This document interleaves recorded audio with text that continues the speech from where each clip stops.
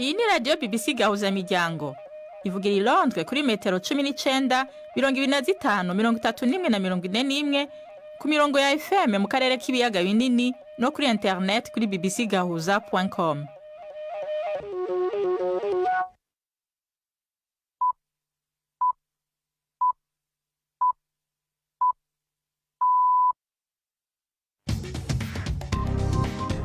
Ubu ni saa 10 n'igice ku isaha mpuzamakungu ya GMT, isaha 12 n'igice mu Rwanda no mu Burundi, muri kumwe na Nina Iradukunda. Nabahaye mwiriwe n'ikaze bakunzi ba BBC Gahuza Miryango. Izi ni ingingo z'amakuru yo kuri uyu munsi wa gatanu itariki ya mbere z'ukumunani. Ishami rya ONU rijeje gateka kazi na muntu ryagize umuhari M23 kwica abantu 169 mu buseruko bwa Kongo, mu bishwe harimwo abayemyi n'abahutu n'abandi basivile. Ikigwa ca Bugarura kiri mu karere ka Rutsiro ni kamwe muri biri mu mugambi wo gushinga pariki y'igihugu mu Rwanda y'ibigwa ndetse n'ibikorwa remezo bijanye n'ubukerarugendo. Abahatuye bavyakiriye gute? Yego twahava kubw'itegeko rya leta ariko yatugora cyane. No vuga ngo iyo umurobyi yagiye kuroba karararoba yashobora kuroba agafatisha. Iyo fatishije rero umuryango wo gubaho neza. Bitandukanye n'uwirirwa ari guhinga umunsi wose agakorera bibiri cyangwa agakorera bitatu. Muri aya makuru kandi turababwira ingene Nadege Izere, umurundikazi w'umutegetsi wo hejuru mu banki ya Buraya ijejwe iterambere, ifite icicaro mu gihugu ca Luxembourg, yubatse izina ahereye hasi. Imbere gutangura gukora muri izi banki narakoze utuzi dubaye kugira ashobore kubaho. Umwana w'umukobwa namubwira yuko byose birashoboka, namubwira ko atahanu na hamwe yifuza gushika hadashikwa, ni yibone nk'umuntu ntibone gusa nk'umugore, nta hantu na hamwe la connaissance idashikana. Tubafitiye n'ikiganiro c'abaza muganga. Aya makuru ayobowe na Mark niyo nkuru.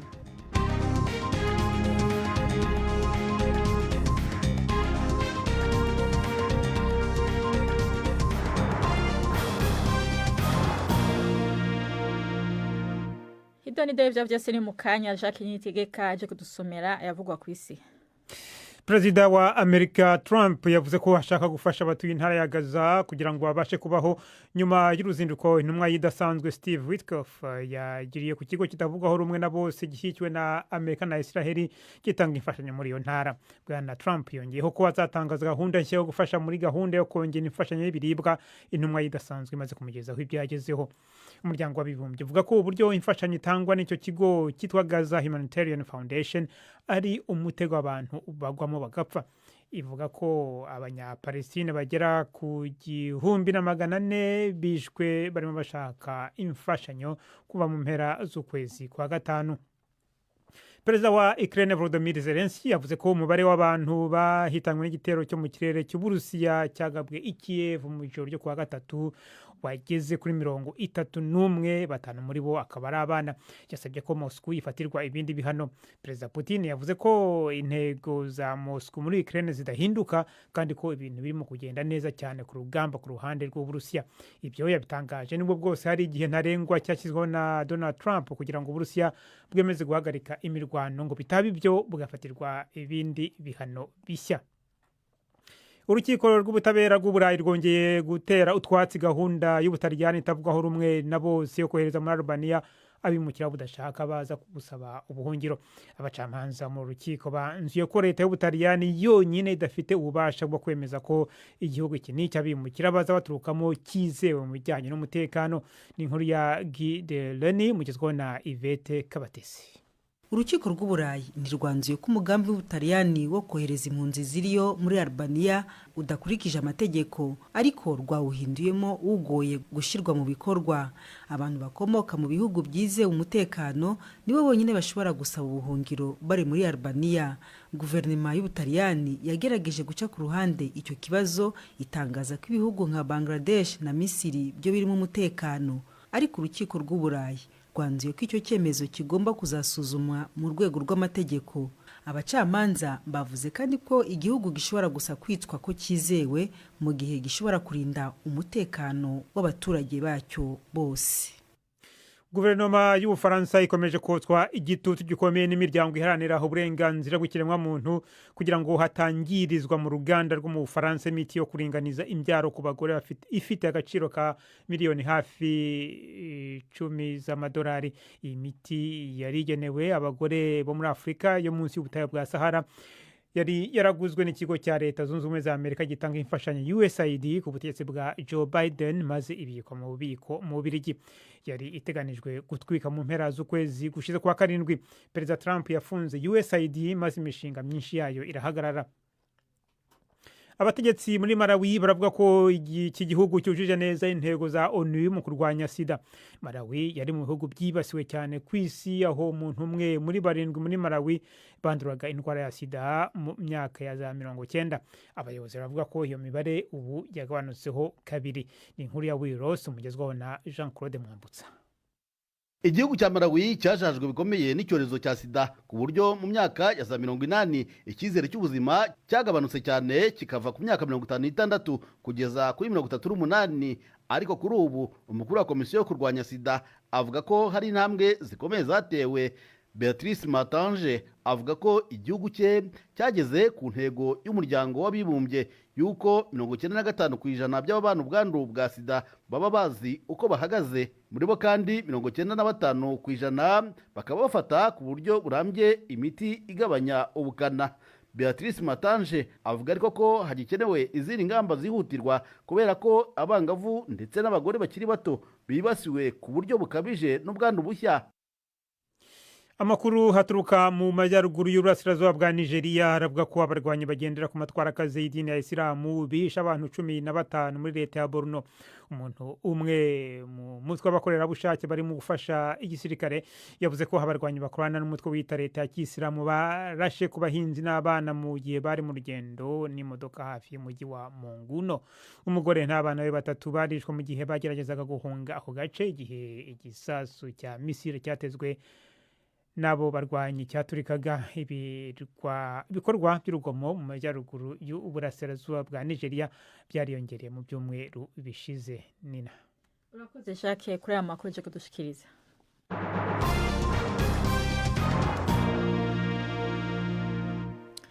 Amakuru ku buryo burambuye tuyahere mu karere k'ibiyaga binini.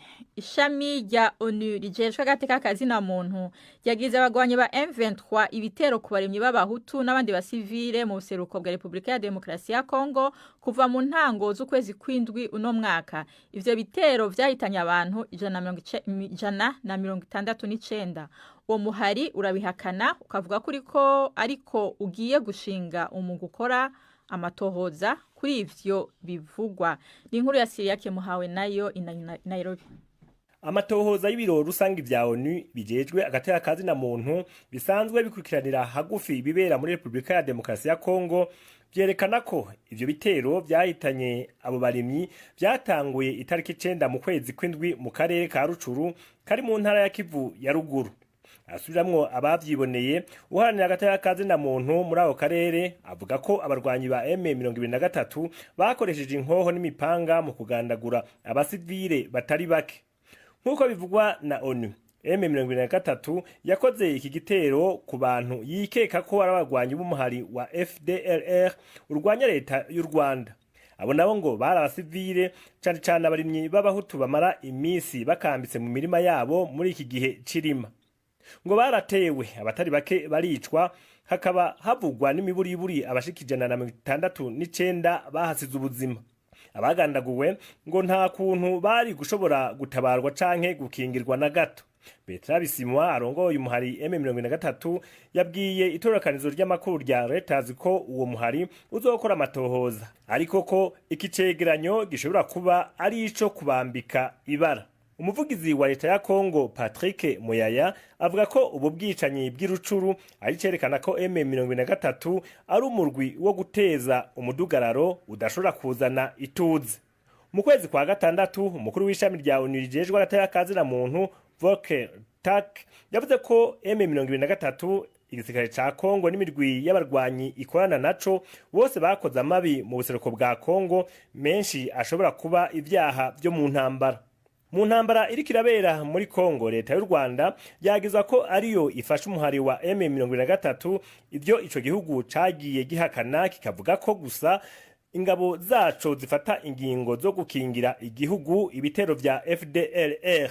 Ico gihugu ahubwo cagiriza igisirikare ca Kongo gukorana na FDLR ishaka gutembagaza ubutegetsi bw'u Rwanda. Leta ya Kongo ikavuga ko ibi ari ivyitwazo kugira ruvogere ubutaka bwayo. Siriake Muhawenayo, BBC gahuza muryango i Nairobi. Urakoze Siriake Muhawenayo. Ubu naho tuja mu Rwanda. Ikigwa ca Bugarura kibarizwa mu karere ka Rutsiro ni kimwe mu biri mu mugambi wo gushinga pariki y'igihugu y'ibirwa ndetse n'ibikorwa remezo bijanye n'ubukerarugendo. Leta y'u Rwanda ivuga ko idategetse abaturage guhita bahimuka, ariko ababishatse ubu nibo bazatangira kuhimuka, abandi bakazimuka uko bazagenda babona mikoro. Mugenzi wacu Jean Claude Mwambutsa yarahasuye.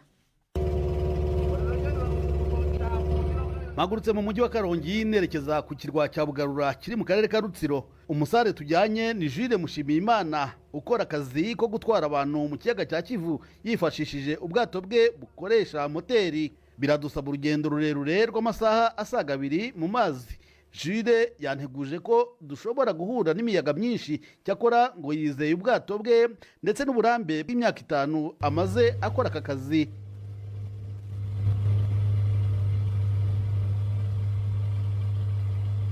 Muri uru rugendo sinishwe n'irungu kuko yagiye ansobanurira amwe mu mateka y'uturwa duto duto twagiye tunyuraho. Urabona kino kirwa gifite shape imeze nk'ingofero ya Napoleon.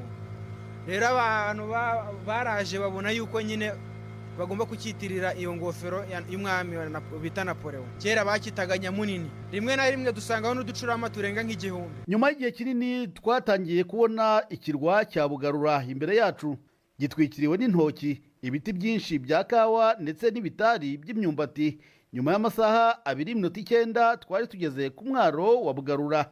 Ukiva mu bwato uhita ubona ko ari agace kakiri inyuma cyane, nta mihanda. Kwinjira mu kirwa ni ukwifashisha utuyira dutoya twarenzwe n'ibyatsi. Jye n'umusore umperekeje dufashe amaguru.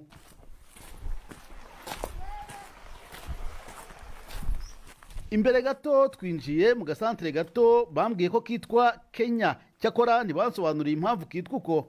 Nunguwe no kuhabona urusinga rw'amashanyarazi runyura hejuru y'amazu, gusa amazu yaho nayo ku rwego ruciriritse. Ibicuruzwa byiganjemo ibiribwa nk'imyumbati byadanduwe ku butaka.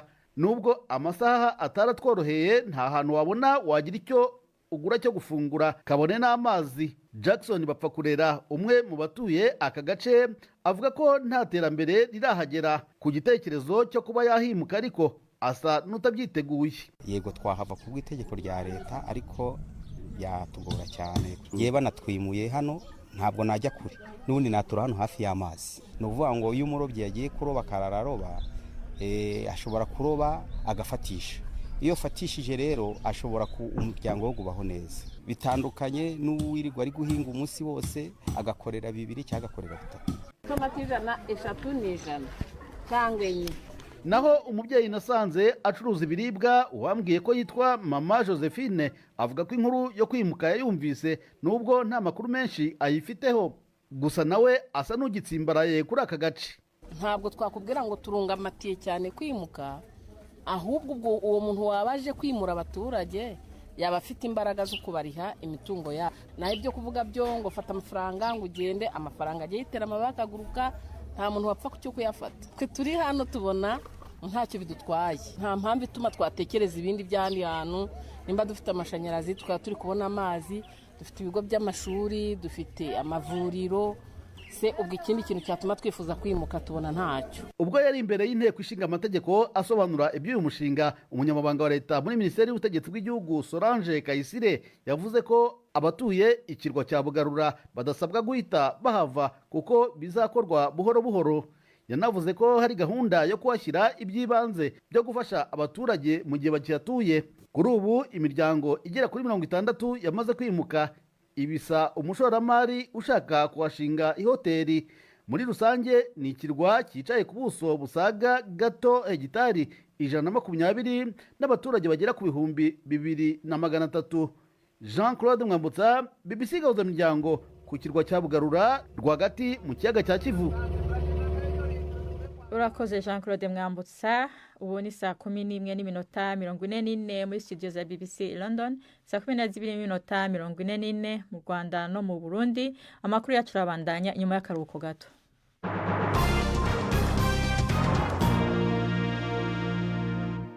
Tugaruke ku mugabane wa Buraya. Nadege Izere yatanguye akora ubuzi buto nko gukubura, kwamura ivyamwa n'amashurwe mu mirima no gucumba imikate mu gihugu c'Ubuholande. Ariko no munsi ni umutegetsi wo hejuru mu banki ya Buraya ijejwe iterambere ifise icicaro mu gihugu ca Luxembourg. Uwo mufasoni w'imyaka irenga 40 ari mu bagore bake babirabura bafise amabanga mu mateka iyo banki iri muri zitatu za mbere zikomeye ku isi. Yatanguje umugambi wo guhimiriza abakobwa bamuka mu karere k'ibiyaga binini kwiga ibisata vy'amabanki kugira bashike kure. Ni inkuru ya Alain Majesté Barenga. Biragoye kumenya ko ari umurundi kazi ugeze ku cicaro c'Ibanki y'Iburaya ijeje guteza imbere ibihugu vya Buraya. Ifise icicaro mu gisagara ca Luxembourg mu bwami bwa Luxembourg, aho mu nkengera y'ibiro vyiwe harangwa agacerere k'intumwa z'amareta ya Buraya abaje gusaba ijambo n'umubonano, kandi baje gusaba ko imigambi yabo yo kwigwako. Uwo ni Nadege Izere, murundi w'umutegetsi muri iyo banki, ari mu gufata irya nyuma mu kwemeza ko amareta ya Buraya ahabwa amafaranga y'imigambi aba yasabiye uburyo. Yamara umupfu wasana avuga ko gushika muri ico kibanza yabaye indyankuge kuko yahereye hasi mu buzi buciriritse. Imbere gutangura gukora muri izi banki narakoze mu murima soroma amashurwe, narakoze muri McDonald, narakorofye mu biro by'abantu, narakorofye mu mazu y'abatama utuzi dubaye kugira ashobore kubaho. Ivyo byose ntibiguca inguvu iyo uziri kuraja. Oya tangura wige mu byo urimwo. Akazi naho ubona umenga karabishe. Kige chaque jour naho ugakora. Igi kintu gishasha kuri ico. Ntumenye imiryango bizokugurura ico nzico. Nta hantu na hamwe la connaissance idashikana. Mugabo nari mfise indoto yo kuja kwiga muri university. Niga business administration, hanyuma mpejeje ndonka akazi muri banki yitwa Rabobank y'Abaholande.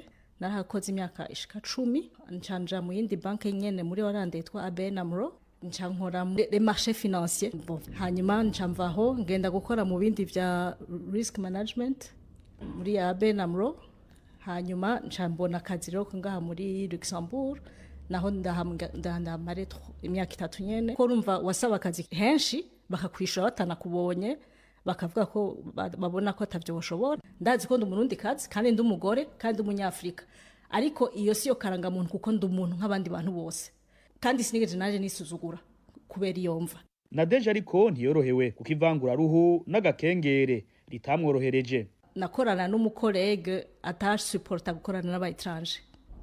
Yaguma atera utujambo two kublesa kugira widekuraje ubivemwo wenyene utanga imihoho. Aranyagresa verbalement ku majambo, mugabo wose acambwira ngo ntuzokwidoge ngo niwagira ikintu kikubihira muri iki gihugu ntushobora kwidoga ngo kuko ngo ahuri ni muri paradiso paraporo iyo yavuye. Yaranshotse kuko navuga nti Uburundi ntubuzi, ubuzima bwanje ntubuzi, kandi urumva na n'umwirabure jenyene muri time yose w'umunyafrika. Donc uravuze ko iwacu ari mu kuzimu ahari mu paradiso utanzi. Mu bisanzwe ibyo ntushaka kubivuga udashaka ko umuntu musubiza hasi. Umva ni ibintu nk'ivyo mugabo uramenya kubibamwo. Umuvyeyi w'abana babiri b'abakobwa ari munsi y'imyaka 15 agatera kamba urundi gwaruka kubahuka. Nta namwe batoshika. Papa ntigeze aba ministre. Umwana w'umukobwa nomubwira yuko vyose birashoboka. Nomubwira ko atahanu na hamwe yifuza gushika hadashikwa. Ni yibone nk'umuntu ntibone gusa nk'umugore, nta hantu na hamwe la connaissance idashikana. Imisi yose yo mbonye ko shaka gukora ikintu mugamenga gikirakomeye. Abagikoze ko bose bafise imitwe ingahe. Nimba bafise umwe nta kintu na kimwe bafise ntafise. Ntamaze kuzamuka ntibagiye iyava kuko yatanguje umugambi wo guhimiriza abana b'abakobwa mu bihugu vy'akarere k'ibiyaga binini kwijukira ibisata by'ubutunzi n'amabanki. Mu bwami bwa Luxembourg, Alain Majesté Barenga. Urakoze Majesté Barenga. Uno mwanya w'ikiganiro c'inkino mushikirizwa na Yves Bucyana. Imikino kuri BBC Gahuzamiryango. mwereho neza abakunzi b'imikino kuri BBC. Ejo kuwa gatandatu Tanzania izahura na Burkina Faso mu mukino ufungura irushanwa rya munani rihuza amakipe y'ibihugu bya Afurika ku bakinnyi bitabira shampiyona zo mu gihugu. Tanzania izafatanya kwakira iryo rushanwa na Kenya na Uganda. Imikino izabera Nairobi, Dar es Salaam, Kampala na Zanzibar. Imikino yose iteganyijwe ni 44. Imikino yo mu itsinda A izakinirwa ku kibuga cyitiriwe Moi ndetse n'ikibuga cya Nyayo i Nairobi. Imikino yo mu itsinda B izabera i Dar es Salaam, naho imikino yo mu itsinda C iteganyijwe kuzabera i Kampala. Itsinda D ryo rizakinira muri Zanzibar. Iri rushanwa rizasozwa ku kibuga cya Moi Nairobi gifite ubushobozi bwo kwakira abafana 60,000. Hazaba ari ku itariki 30 z'uku kwezi. Umukino wo guhatanira umwanya wa gatatu wo ukazabera i Kampala. Amatsinda apanze ku buryo bukurikira: itsinda rya mbere ririmo Kenya, Maroc, Angola, Repubulika ya Demokarasi ya Kongo na Zambia. Itsinda rya kabiri ririmo Tanzania, Madagascar, Mauritania, Burkina Faso na Centrafrica. Itsinda rya gatatu ririmo Uganda, Niger, Guinea, Algeria na Afrika y'Epfo. Naho itsinda rya kane rikaba ririmo Senegal, Congo, Brazzaville na Sudan ndetse na Nigeria. Mu Bwongereza, umuyobozi mukuru wa shampiyona y'Ubwongereza Richard Masters yatangaje ko shampiyona y'icyiciro cya mbere itazagabanya umubare w'amakipe ayigize kuva ku makipe 20 akagera kuri 18. Ni mu gihe hari impaka ndende hagati ya za shampiyona ku mugabane w'Uburayi n'ishyirahamwe ry'umupira w'amaguru ku isi FIFA ku kwiyongera kw'imikino mpuzamahanga. Shampiyona y'icyiciro cya mbere mu Bwongereza iratangira tariki 15 z'uku kwezi. Ni nyuma y'ibyumweru bitatu gusa Chelsea itsinze Paris Saint-Germain yegukana igikombe cy'isi cy'amakipe. Umukinnyi wo hagati wa Manchester City Rodri yavuze umwaka ushize ko abakinnyi bashobora gukora imyigaragambyo kubera kwiyongera kw'imikino. Shampiyona y'Ubufaransa Ligue 1 yagabanutse kuva ku makipe 20 igera kuri 18 muri shampiyona ya 2023-2024, ariko Masters yabwiye BBC ko atabona ko bagomba guhatirwa gufata icyo cyemezo. Nkiri mu Bwongereza, ikipe ya Newcastle United yanze icyifuzo cya mbere cya Liverpool kuri rutahizamu wayo Alexander Isak. Newcastle iha agaciro uyu mukinnyi mpuzamahanga wa Swede kari hafi ya miliyoni 150 z'amapawundi, gusa Liverpool iratanga make kuri ayo. Nta gihamya nyacyo cyayo Liverpool itanga, ariko biravugwa ko ari miliyoni 110 z'amapawundi n'inyongera. Isaac ntiyitabiriye umwiherero w'imyitozo yo kwitegura shampiyona. Imyitozo iri gukorerwa muri Aziya n'ikipe ya Newcastle ku mpamvu z'uko ashaka kuyivamo agashaka indi kipe. Isaac kuri ubu ari kwitoza wenyine ku bibuga by'ikipe yahozemo ya Real Sociedad muri Espagne, mu gihe atazi neza ejo hazaza he. Ayo niyo y'imikino nabahitiyemo uyu munsi. Gendi Yves Bucyana, BBC gahuza bijyango muri Afrika no kwisi yose.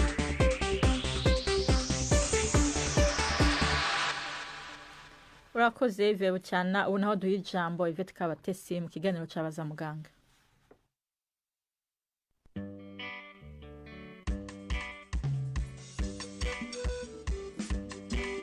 Mwireho neza. Poche parodontale ni uburwayi bufata mu kanwa butera ububabare bwinshi, ayishinya igenda yigirayo itandukana n'iryinyo. Ariko se hari icyo kwa muganga bamarira ababufite?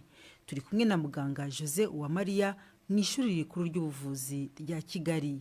Poche parodontale cyangwa periodontal pocket ngo ni nk'umwanya uza hagati y'amenyo n'ishinya. Bese urabona kuri iri ryinyo riteyemo riba riteye mu igufa, riteye mu ishinya, ribumbatiwe rikikijwe. Poche rero ni igihe iyo shinya yegeyeyo hakazamo umwanya hagati y'amenyo n'ishinya.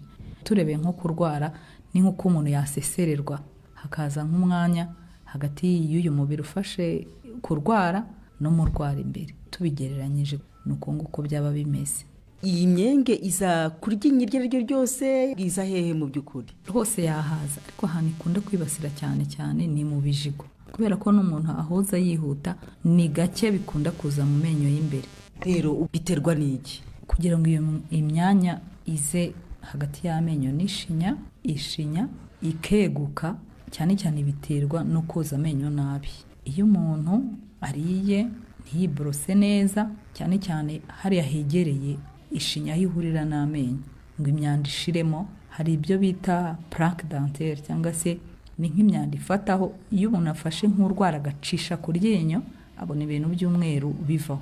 Biriya rero nibyo bibyara ayo plaque dentaire, ni ukuvuga biba bitangiye gufata, noneho yakoza akabona ntago harimo gucya. Rero iyo ibyo bintu bitinzemo kenshi bibyara ibintu bifasheho noneho bita amatartre. Amatartre ni nk'ibihagu, numvise abantu benshi ariko byita, kuko byo biromoka. Hari nk'igihe umurwayi akoza nk'akantu akabona homotsemo ikintu, bakunda kugira ngo ni nk'iryinyo rivungutse, ariko akabona nk'iryinyo rirasigaye kandi aho ryomotse hagahita haza amaraso. Rero ibyo bintu biragenda bikitsindagira kubera ko benshi kenshi baba biborosa boza amenyo, ariko hari ahagana hasi yegereye ishinya ugasanga ntago bahoza neza. Ibyo bintu bikaba byasigayeho, noneho nibyo bigenda bimanuka rero bikinjira hahandi ari nkabyo twakwita gusesererwa, bigahagarara hagati y'amenyo n'ishinya. Uko birushaho gutinda rero bikabyara ayo maposhe aryana cyane ari iyo myanya iri hagati y'amenyo n'ishinya. Ikimenyetso cya mbere umuntu agira ni ukuvamo amaraso, kumva nyine hamuryaryata, akumva mu kanwa harimo kuzamo umwuka mubi. Birababaza kandi akagira ngo yarwaye n'amenyo, ariko kuri twe bw'abaganga amenyo aba ari mazima. Ibindi bimenyetso ibyo bintu biba birimo n'amamikrobe, ko biba biryamye bituma nta mwuka ukijyamo, hadahumeka neza, bikagenda bimanuka. Iyo bikomeje gutinda umurwayi ntaje ngo tubyoze tubikuremo, ahita atangira kujya ava amaraso no kubabara cyane, akaba yanabyimba kuko bizanamo amamikrobe yayandabamo hasi bayita anaerobike. Ashobora noneho no guhura n'iyo mitsi yo mu mashinya bikaba byatembera bikajya no mu maraso ku buryo yagira ubundi burwayi. Ibindi wenda bishobora kubitera ariko nabyo bishamikiye kuri uko kutoza neza, ni nk'umuntu ufata imiti igihe gihoraho, iminite ye cyangwa ubwirinzi bwe bwaragiye bugabanuka kubera kunywa imiti, ishinya igenda ikomereka, nabwo bigenda byizanamo. Icyo gihe rero iyo bigera mu mubiri ni uvuga ngo bishobora kugira ingaruka ku buzima bw'umuntu. Ingaruka wenda ya hafi twabona uko atinze kubyivuza, hejuru y'ubwo bubabare, hejuru y'uko kubyimba, n'iryinyo niko rigenda ritangira kujegajega, kuko bitangira biri mu ishinya ariko bikamanuka bikagenda bifata rya gufa n'ubundi riteyemo iryinyo, igigufa rikagenda rimanuka rivaho, iryinyo ariko rijegera. Urumva ikintu cya mbere yazabona ni ugukuka amenyo kandi amenyo ari mazima. Ni babandi ujya wumva bavuga ngo barwaye ifumbi, bava amaraso mu menyo, kenshi cyane nibyo baba barwaye. Niyo tuyabakuye usanga bavuga ati se iryinyo ryanjye ko ari rizima, ukamusobanurira nyine ukuntu byagenze. Amahirwe nuko abantu basigaye bajya guca mu cyuma bakabyibonera uko byagiye bibagendekera. Yindi ngaruka nanone ikomeye ni izindi ndwara zitewe n'izo mikrobe cyangwa n'utwo dukoko bita anaerobike tubasha kwinjira mu mubiri, twinjiriye muri ya mitsi y'ishinya akaba yagira infection zindi mu maraso. Hanyuma rero aya maposhe cyangwa se imyanya iza hagati y'ishinya n'amenyo iravurwa? Biravurwa rwose, cyane cyane bivurwa no kogereza umuntu amenyo, tukajya dushyiramo imiti, byaba ngombwa tukamwandikira n'amantibiyotike. Ariko kubyirinda cyane cyane ni ukoza amenyo neza muri bwa buryo bwo kuzamura dukunda guhora tubwira abantu, aho kugira ngo imyanda yitsindagiremo izamuka ivemo. Ikindi bagakoresha twa tudodo tw'amenyo, fil dentaire, kugira ngo imyanda ye guhera hagati y'amenyo, cyane cyane abantu bafite amenyo yegeranye. Inama zindi ni ukoza amenyo mu gitondo cyane cyane na nijoro. Nijoro umuntu ntakarare atogeje amenyo kandi mu buryo bwiza, azamura kandi adakoresha imbaraga nyinshi, asa n'uyamasa, imiti ikinjiramo. Ubundi kabiri mu mwaka akaza kwisuzumisha tukamurebera, byaba ngombwa tukamwogereza. Muganga Jose Uwamariya watubwiraga ku burwayi butuma ishinya igenda itandukana n'iryinyo. Ni naha rero dusoreje, twibutse ko dukomeza kwakira ibibazo. Kigali ngasanduka amabaruwa 2790. Email ni bazamuganga@gmail.com. Muramukeneza. Urakoze Yvette Kabatesi na Jose Uwamariya mwariko muraganira. Imbere yo kubasezera nkongera ndabibutse ko ibiganiro byacu bibandanya no mu minsi y'impera y'indwi. Ku munsi w'ejo muzokumva ikiganiro c'imvo n'imvano, aho tuzovuga ku icarubozo ryagiye ravugwa mu bushobwo mu Rwanda. Ku munsi w'Imana muzokumva ibice bibiri vy'urunana twashikirije muri nondwi. Amakuru no munsi rero agarukiye ngaha, mwashikirijwe na Nina Iradukunda, yarahagarariwe na Mark Niyonkuru. Mu buhinga bw'ivyuma twafashijwe na Susan Lennon. mwarakoze kubana natwe muri ino ndwi yose mugire weekend nziza.